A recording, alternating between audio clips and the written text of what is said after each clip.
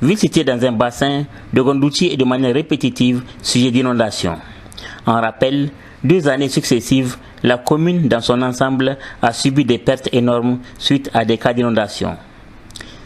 C'est donc dans le souci de remédier autant que peut la commune que l'administratif délégué a entrepris des travaux allant de curage des caniveaux à des séances de sensibilisation dans les zones inondables. Cette sortie l'a conduit dans d'autres villages au fond de sa commune qui sont aussi sous menace de coris insuffisamment traités par le passé. Là, Mme Fechel Balkissa a déploré la situation dont la solution, selon elle, dépasse les capacités financières de la mairie.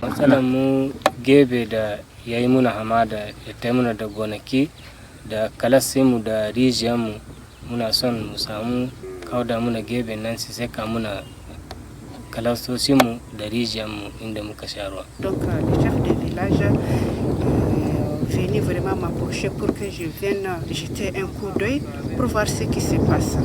Donc je suis venue, je les ai rencontrés, on était partis jusqu'au niveau du Kori parce que je pensais que c'est quelque chose que la mairie, c'est un problème que la mairie peut résoudre, mais malheureusement ça dépasse vraiment notre capacité.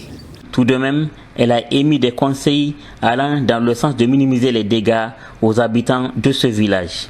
Visitant les dispositifs de traitement des eaux de pluie dans la ville, l'administratif délégué de Dogondouchi, appuyé par les services techniques, a déploré également l'insuffisance des ouvrages pour répondre aux défis de l'heure, avant de revenir là aussi sur les comportements à tenir pour les riverains. Il y a 2 mares artificielles.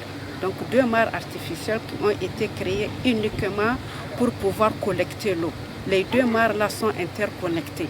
L'appel que j'ai à lancer à la population, si les 2 mares là sont pleines, donc vraiment ils n'ont qu'à chercher, prendre des dispositions parce que si les 2 mares là sont remplies, ça va se jeter dans les maisons. En somme et à tout point de vue, ces travaux ainsi que cette campagne de sensibilisation appuyée par l'accompagnement de l'État permettront de minimiser les risques de catastrophes liés aux fortes pluies de cette saison hivernale dans cette entité et même au-delà.